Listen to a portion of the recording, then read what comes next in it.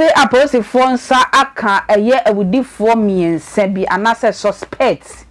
wɔn suspectium kyese nyom na di ewu no ba apolisifoɔ hwehwɛ mu sɛ wɔn yɛ suspect sɛ wɔn nsa aka sankrɔfoɔ miensa ne de ne ɛwɔ di ewu no wɔn nsa ɛbɛka no asaman kase yɛ sɛ man bi a wonya 49 years wewu na ewu na yɛku ne to ba bi na nyɛ sɛ bi a yɛku ne kɛkɛ ai ne honam akwa no ebi eni ho yetwa ne ha yetwa ne techema yetwa sɛ me ne bema yetwa na sofa ne yeyi ne part ne bi efri ne ho a yegya emu na to na kyerɛ sɛ wuo no nipa bi na hyɛda ekun no enam ne honam niema wo penti na posifoɔ sɛ wo mo hwɛ a enipa miensa bi ɛyɛ suspect a wo mo nsa ka sankrɔfoɔ na nipa yɛkunu no yensa bɛka na wonim emu ba ko adwane ma posifoɔ nsa ka mienu achiomo mayekwa saman kase ne yehwe mu nkyeremu ankasa ekwan yefa so ewuo ne ne ekoba ye nyina me entie mu nkyeremu mra Asamakase District Police Commander na enkran saka kyerese wa machi nipa miensa bi ya bema bi a wodi mfie be ye duanan ho kro no wa madi na wuya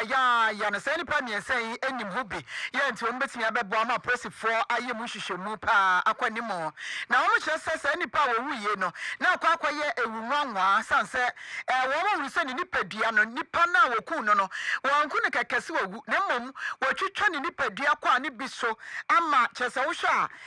ye twetwa etwa ne sa bra aposifo ne wo ma ekoko hu ne se wo no wo mo ko hu ba bi a woda na no na aposifo agina so aye hwehwemu a ehwehemu ne chese enipa mienu bi ka ho a wo mo dwane ya wo mo de aposifo ani abresa wo mo miensa no e wo aposifo kokom yanko amaso yensa ntwe ne o se ni uma na edi asem yechi yenko bisa ne se kwa be na aposifo fa so a wo chi nipa miensa wo saye wo ti yanka boye mu na yentie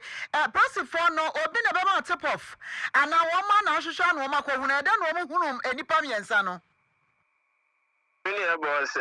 me da so pa police for no de di kan mebo commander ne ne branch na baso platform we are so na police for the BD sebi nsem ho a ye gina so ebo obati saa nso na ye be se gina so se bi nso ye papa nso a ebe gina platform we so abo mabaso nti commander ni ne branch oma ya ade pa oma no mu die ne magu akwa mu eto fam eye hwehwemu ekonya saa nipa miense ya omunsa ka omu